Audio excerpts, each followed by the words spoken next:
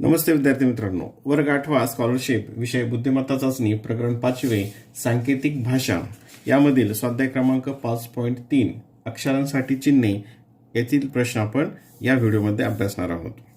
एका सांकेतिक लिपीत वामन हा शब्द या चिन्हांमध्ये लिहितात, सागर हा शब्द या चिन्हांचा वापर करून लिहितात, तर सागवान हा शब्द कोणत्या चिन्हांचा वापर करून लिहिला जाईल.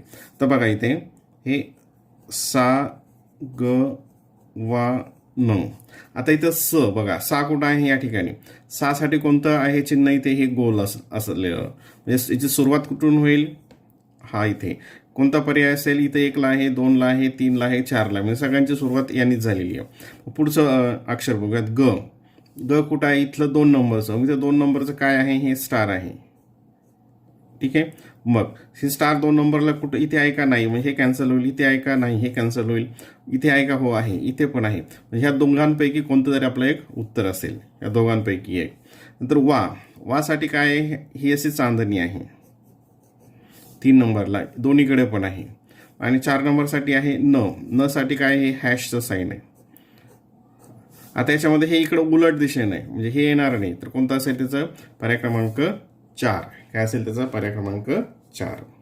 प्रश्न क्रमांक 2 व 3 साठी आता इथे सूचना दिली बघा.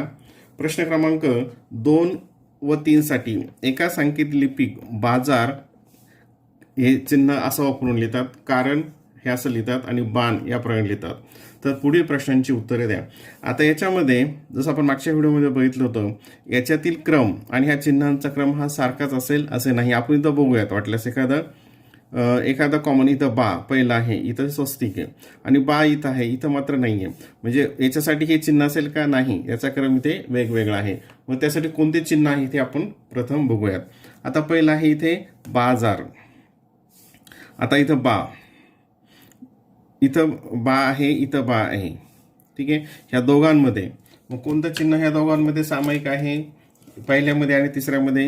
इथं हे गुणाकाराचं चिन्ह कोणतं आहे, गुणाकाराचं चिन्ह. आता बघा, मग या ठिकाणी बा, बा साठी कोणतं येईल, आपण बा इथं कॅन्सल केलंय, हे गुणाकार, हे बा आणि हे गुणाकार चिन्ह एका खाली एक लिहित आपण आता डायरेक्ट घेऊया. तिथे हे गुणाकाराचं चिन्ह आलं. ठीक आहे, नंतर आता हे र किंवा जा असेल, जा इथं, इथं र आहे, इथं र आहे, इथं र आहे. या दोघांमध्ये कोणतं चिन्ह सामायिक आहे, तर हे स्वस्तिकचं चिन्ह सामायिक आहे. मग र साठी कोणतं चिन्ह असेल, हे स्वस्तिकचं चिन्ह असेल. मग इथं आपण हे र आणि हे चिन्ह ते कॅन्सल करूयात. इथं सुद्धा हे र आणि हे चिन्ह इथं कॅन्सल करूयात. ठीक आहे, आता या ठिकाणी काय उरलं, जा.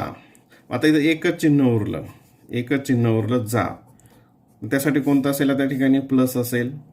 नंतर या ठिकाणी आता का आणि न हे 2 अक्षर आहेत. आता इथं न आहे आणि इथं हे पण न आहे. मग इथं कॉमन कोणतं आहे, तर इथं हे जे स्टार आहे हे न, म्हणजेच काय होईल, या न साठी कोणतं चिन्ह असेल, एस स्टार केलेलं, म्हणजे हे न कटलं. आणि काय उरलं आता फक्त का. मग का साठी कोणतं चिन्ह उरलं या ठिकाणी, असं स्टार उरलेलं आहे. ठीक आहे, या प्रकारे आपण अक्षर आणि त्याच्याशी संबंधित असलेलं जे चिन्ह आहे ते बघितलं. आता बघूयात प्रश्न यावर आधारित. समज या अर्थी असलेल्या शब्दासाठी कोणता शब्द समूह आहे. समज हा जो शब्द आहे, समजचा अर्थ काय होतो, समजचा अर्थ काय होतो, समज या शब्दाचा सामान. आता इथं बघा, आपण इथं अक्षर कोणते होते ते बघूयात. इथे जे स्टार आहे यापासून काय होईल, जा. स्टारसाठी काय का न. समज हा का नाही का, समजा आपल्याला लक्षात आलं नाही समजचा समानार्थी कोणतं, तर आपण इथं शोधूयात. का न किंवा न का हा समासार्थी होत नाही. नंतर इथं प्लस आहे, म्हणजे जा आणि काय न, जान. यस, जान म्हणजे समज. म्हणजे याच्यावरून आपण ते ओळखू शकतो. जरी समजायचा तुम्हाला अर्थ माहीत नसेल समानार्थी शब्द, तरी सुद्धा हे जे चिन्ह आहे त्याच्यावरून जे शब्द तयार होतात त्यावरून तुमच्या लक्षात येईल की याच्याशी समानार्थी शब्द कोणता आहे. तर कोणता आहे तो, जाण. याच्यापासून होतो जाण असणं, म्हणजे एखाद्या गोष्टीबद्दलची समज असणं किंवा माहिती असणं. म्हणजेच काय त्याचं पर्याय क्रमांक 2. प्रश्न तिसरा त्याच्यामधला, त्या स्क्रीनमध्ये आता हे दिसतात लेटर. हे गुणाकार आणि हे स्टार या चिन्ह समूहाने दर्शवलेला शब्द पुढीलपैकी कोणत्या शब्दाचा समानार्थी शब्द आहे. आता पहिल्यांदा यापासून कोणता शब्द तयार होतो आपल्याला ते बघावं लागेल. हे गुणाकाराचं चिन्ह आणि हे स्टार. गुणाकारासाठी काय आहे, हे बा. आणि याच्यासाठी काय का, बाका, काय शब्द तयार होतो याच्यापासून, बाका. तर बाका याच्याशी समानार्थी शब्द संकट. आपण म्हणतो बाका प्रसंग असा शब्द वापरला जातो. प्रसंग खूप बाका होता म्हणजेच काय होता, तो खूप बिकट अवघड होता. म्हणजे शब्द कोणता आहे, बिकट. ठीक आहे. प्रश्न क्रमांक 4 व 5 साठी स्क्रीनमध्ये प्रश्न क्रमांक 4 व 5 साठी बघा. एका सांकेतिक भाषेत पसंत हा शब्द असा लिहितात, तमस असं लिहितात आणि संगम असं लिहितात. तर पुढील प्रश्नांची उत्तरे द्या. तर याच्यामध्ये सुद्धा आपल्याला अगोदर काय करावं लागेल की कोणत्या अक्षरासाठी कोणतं चिन्ह वापरलं हे आपल्याला इथून शोधावं लागेल आणि नंतर जे प्रश्न आहेत ते प्रश्न आपल्याला सोडवावे लागतील. आता हे कसं शोधायचं हे तुमचं बऱ्याचशा प्रमाणामध्ये लक्षात आलं असेल. बघा इथं मी हे पसंत यासाठी याचं गोल रेषा यस आणि हे चौकोन तमस याच्यासाठी त्रिकोण गोल आणि हा रिकामा चौकोन आणि संगम याच्यासाठी चौकोन हे त्रिकोण आणि त्याच्यामध्ये एक रेषा आणि हा चौकोन हे दिलेला आहे. ठीक आहे. आता इथे प इथे आहे, इथे आहे का नाही, इथे आहे का नाही, म्हणजे प बरोबर आपल्याला पहिल्यांदा प शोधता येणार नाही. स बघूयात. इथं प संत आणि इथं काय मात्र त म स. इथं आहे संगम म्हणजे हे स वर अनुस्वार असलेलं इथं आणि इथं आहे, इथं आणि इथं आहे. मग इथं आणि इथं असलेलं कोणतं आहे चिन्ह, तर हे चिन्ह आहे. हे जे स आहे त्याच्यावर अनुस्वार आहे त्यासाठी कोणतं चिन्ह आहे, हे चिन्ह. बघा इथे हे स त्यासाठी कोणतं, हे चौकोन आणि त्याच्यामध्ये रेष. नंतर त इथं आहे, त इथं आहे, हे त आणि हे त. इथं कोणतं चिन्ह होतं, डबल हे आणि हे. म्हणजे त साठी कोणतं चिन्ह येतंय, एक गोल आणि त्याच्यामध्ये या बाजूनं रेषा, ही अशी रेषा. आता इथं एकच उरलं प, म्हणजे प साठी काय येईल असेल, मग आता हे यस आणि ही आडवी रेषा. म आणि इथं आता म आणि इथं म आहे, मग इथं आणि इथं कोणतं कॉमन होतं, तर हा चौकोन. म्हणजे म साठी काय असेल, हा चौकोन असेल. हे म ही कॅन्सल करूया, चौकोन ही कॅन्सल केलं.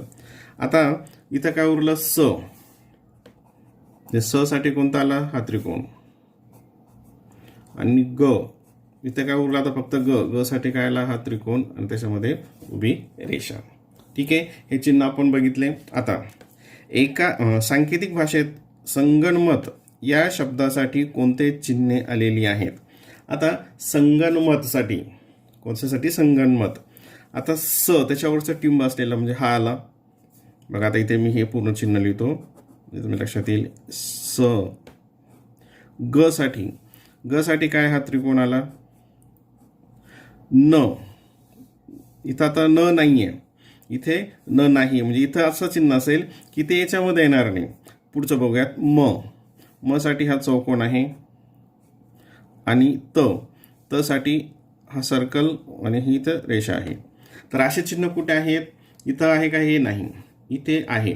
आता इथं हे 4 आपले बरोबर आले, पण इथं एक वेगळं चिन्ह आहे प्लस. म्हणजे हे चिन्ह कशासाठी असणार आहे, न साठी. याच्यामध्ये प्लस कुठे आहे का, नाही, याच्यामध्ये प्लस कुठेही नाही. म्हणजेच इथं काय असेल, हे प्लसचं चिन्ह कोणासाठी असेल, मग न साठी. इथं हे घेतलं म्हणजे पर्याय क्रमांक 2. पर्याय क्रमांक 2. प्रश्न क्रमांक 5. आता ही चिन्हे कोणता अक्षर समूह दर्शवतात. आता हे काय आहे, त, चौकोन म आणि हा त्रिकोण स. काय आलं मग ते, त म स. पर्याय क्रमांक 3. काय आलं त्याचं, पर्याय क्रमांक 3. प्रश्न क्रमांक 6 ते 8 साठी स्तंभ 1 मध्ये शब्द दिलेले आहेत व सांकेतिक भाषेवर आधारित काही चिन्हे स्तंभ 2 मध्ये दिलेली आहेत. इथे शब्द आहेत आणि त्याच्यासाठी सांकेतिक भाषेची चिन्ह इथे दिलेली आहेत. स्तंभ 2 मधील चिन्हे स्तंभ 1 मधील अक्षरांच्या क्रमानुसारच असतील असे नाही, म्हणजे याचा क्रम सारखाच असेल, याच प्रमाणे असेल असे नाही. सांकेतिक भाषा समजून घेऊन दिलेल्या शब्दांसाठी सुचवलेल्या पर्यायातून योग्य पर्याय निवडा. आता बघा इथे दा न इथे 2 चिन्ह आहेत. आता दा कुठं दिसतंय का, नाही. इथं मात्र द आहे आणि इथे द आहे. मग आता इथं हे दा वेगळं आहे, ठीक आहे, आणि द आता याच्या तिघांमध्ये कोणतं चिन्ह तुम्हाला सारखं दिसतंय, तर हा चौक, हे असं चिन्ह, हे चिन्ह, आणि इथं काय केलं, एक अशी रेष दिली आहे. म्हणजे याचा अर्थ काय होतो की द जे आहे, द साठी काय असेल, हे या प्रकारचं चिन्ह आहे. आणि हे जे एक काना दिला ना, त्यासाठी काय केलेलं आहे, या ठिकाणी कानासाठी हे अशी आडवी रेष, तिरपी रेष घेतलेली आहे. म्हणजे द साठी बघा हे चिन्ह, आता हे द साठी हे चिन्ह घेतलं, द साठी हे इथं चिन्ह आलं, आणि हे दा साठी आलं. आता हे आपण काय करूयात, इथं कॅन्सल करूयात. हे द, इथं द कॅन्सल केलं, हे चिन्ह आणि हे चिन्ह कॅन्सल केलं. म्हणजे न साठी काय असेल, मग इथं प्लस आलं. न साठी कोणतं चिन्ह असेल, प्लसचं चिन्ह असेल. ठीक आहे. आता पुढे, आता याच्यामध्ये इथं रा आलं, आणि आता इथं स बघूयात आणखी. हे स इथं आणि इथं आहे, स इथं आणि इथं कोणतं चिन्ह आहे, मग हे त्रिकोणाचं आहे. मग स साठी काय असेल, त्रिकोण असेल. स साठी काय असेल, हे त्रिकोण असेल. हे थोडंसं काळजीपूर्वक समजून घ्या. आता या ठिकाणी इथं सा आहे, म्हणजे हे त्रिकोण स साठी, आणि ही रेषा काय होती आपली, कानासाठी. मी काना दिला, म्हणजे हे सा साठी कोणतं चिन्ह वापरलं, हे चिन्ह वापरलं. म्हणजे सा, आता हे न लिहिलं तरी चालेल, तुमच्या लक्षात आलं असेल. सा साठी कोणतं चिन्ह आहे, हे स, आणि हे त्याच्यावर हे काना, म्हणजे हे झालं सा.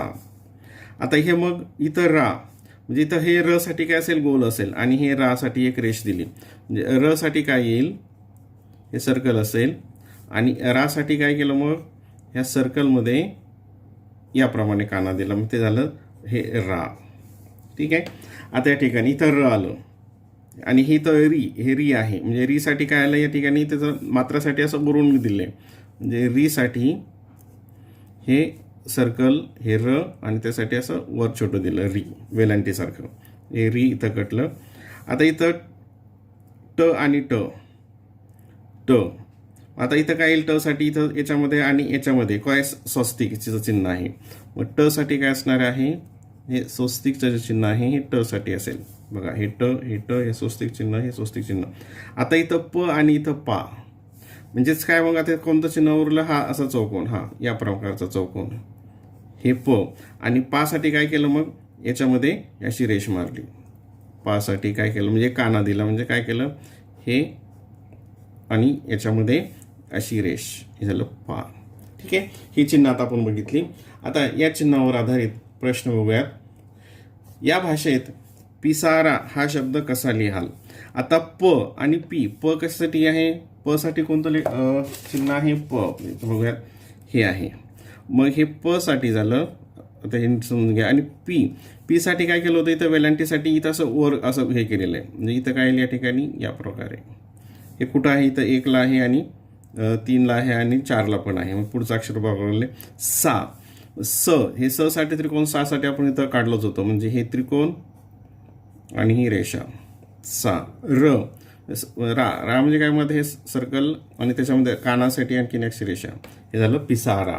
कायला हे पिसारा. कोणता पर्याय येतो याच्यामध्ये, हा एक त्रिकोण, आणि पर्याय क्रमांक 3. कोणता आलं याच्यामध्ये, हे पर्याय क्रमांक 3 आलं. ठीक आहे. आता पुढचं बघा, थोडंसं स्क्रीनमध्ये. आता हा चिन्ह समूह कोणता शब्द दर्शवतो. आता बघा तिथे हे जे प्लस आहे, प्लस साठी काय आहे, न, आणि वर असं गोल दिलं, म्हणजे ते काय झालं, मग नी. याचा अर्थ काय होईल, न वेल, हे जे गोल आहे इथं आपण इथं पाहिलं होतं, हे नी, म्हणजे हे झालं नी. काय आलं, हे नी. नंतर हा, हे चिन्ह इथं कुठं झालेलं नाही आहे, मग ते आपल्याला माहीत नाही. हे चिन्हासाठी काय आलं, ट, म्हणजे पहिलं अक्षर नी, आणि शेवटचं अक्षर ट. आता इथं क येईल का, क याच्यामध्ये आहे का कुठे, क इथे क साठी नाही. आता हे नी आणि ट, हे पहिलं शेवटचं आलं इथं, आणि दुसरं आलं. आता पहिलं आणि शेवटचं ट आलं इथं, हे आलं, हे येणारच नाही. इथं क आलं, म्हणजे हे येणार नाही. आता इथे मात्र आहे, परंतु मधल्या अक्षरात आपल्याला बघायचं आहे, प इथं आलेलं आहे, हे चिन्ह आहे प साठी. इथं कोणतं चिन्ह आहे, हे वेगळं चिन्ह आहे. म्हणजेच हे कोणतं असणार आहे साठी, हे इथं काय असेल, मग हे क, निकट. काय असेल, हे निकट. पर्याय क्रमांक 1, पर्याय क्रमांक 1. पुढचा बघा. आता सनद हा शब्द कोणत्या, बघा इथं प्रश्न बघा, सनद हा शब्द कोणत्या चिन्ह समूहाने दर्शवाल. आता सनद मी इथं स्क्रीनमध्ये येत नाही म्हणून त्याला या ठिकाणी लिहितो. शब्द तुमच्या लक्षात आला. सनद कोणता शब्द आहे तो. सनद. सनद. स साठी काय आहे. हे त्रिकोण आहे. न साठी याच्यामध्ये चिन्ह हे प्लस आहे आणि द साठी हे असं आहे. हे सनद.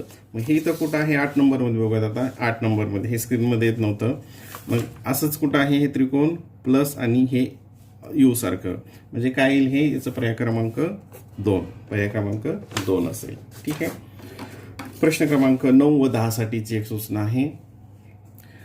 एका सांकेतिक भाषेत DON या प्रकार लिहितात. NET असं लिहितात. TOP असं लिहितात. तर पुढील प्रश्नांची उत्तर द्या. आता आपण काय करूयात. हे डायरेक्ट घेऊयात. तुमच्या लक्षात आलं असेल. पहिल्यांदा घेऊयात डी कुठं आहे. डी इथे आहे फक्त इकडे नाही आहे. म्हणजे लेटर दोन ठिकाणी. इथं ओ आहे. इथं ओ आहे. मग ओ साठी आपल्याला काय होईल. लवकर सापडेल. ओ इथं आणि इथं. इथं आणि इथं कोणतं कॉमन चिन्ह आहे.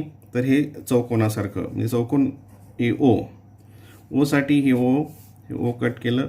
हे चिन्ह आणि हे चिन्ह इथं कट केलं. हे आलं ओ साठी. ठीक आहे. नंतर डी इथं नाही आहे. नंतर इथं काय आता एन. इथं एन आणि इथं एन आहे. या दोघांमध्ये कोणतं चिन्ह कॉमन आहे. या दोघांमध्ये तर हे जे स्टार आहे म्हणजेच काय असेल. एन साठी कोणतं चिन्ह येईल. हे चिन्ह असेल एन साठी. हे कॅन्सल केलं. आता इथं आलं. मग आता डी साठी कोणतं उरलं. हा त्रिकोण उरला. याच्यामध्ये आता इथं आपण एन इथं कॅन्सल करूयात. आता इथं टी आणि इथं पण टी आहे. ह्या दोघांमध्ये टी आहे. मग टी साठी कोणतं असेल. ह्या दोघांमध्ये कॉमन असलेलं कोणतं आहे. तर हे चंद्र अर्धचंद्र हा टी साठी. मग हे टी काय कट केलं. हे टी कट केलं. याच्यासाठीचं चिन्ह हे असं. ठीक आहे. ओके. आता इथं उरलं फक्त ई साठी काय इथं उरलं. हा चौकोन आणि पी साठी काय आलं. हे सर्कल. पी साठी काय आलं. सर्कल. ठीक. हे चिन्ह लक्षात आली. आता बघा प्रश्न. पेन हा शब्द कसा लिहाल. पेन. पी साठी आहे व ओ. ई साठी आहे हा चौकोन आणि एन साठी आहे हा स्टार. पेन हा चिन्ह. पेन हा शब्द कोणत्या चिन्हाने लिहाल. पर्याय क्रमांक 4 सारखं. कसं लिहाल. पर्याय क्रमांक 4. ठीक आहे. आणि या चिन्हसमूहापासून चिन्हसमूह कोणत्या शब्दासाठी लिहिला आहे. हा चिन्हसमूह. आता हे वर्तुळासाठी काय आहे. हे जे चिन्ह कशासाठी वापरलं आहे. पी साठी. कशासाठी वापरलं इथे दिसतं स्क्रीनमध्ये. काय इथं मी तर लिहितो क्लास. पी साठी. पी पासून सुरू होणारे इथं कोणते 3 आहेत. म्हणजे हे कॅन्सल झालं. नंतर हे हा त्रिकोण हे कशासाठी. ओ साठी. ओ कुठं आहे. इथं आहे. म्हणजे पर्याय क्रमांक 3चं उत्तर असेल. पुढचे आपल्याला बघायची गरज आहे तरी आपण बघूयात. नंतर हे चिन्ह कशासाठी. एन साठी. आणि हे त्रिकोण चिन्ह कशासाठी आलेलं होतं. डी साठी. POND पॉन्ड म्हणजे पर्याय क्रमांक 3 याचं उत्तर असेल. ठीक आहे. हे सांकेतिक चिन्ह लक्षात आली. इथं फक्त हे काही कॅन्सल करत गेलं की आपल्याला त्याची उत्तरं लगेच लक्षात येतात.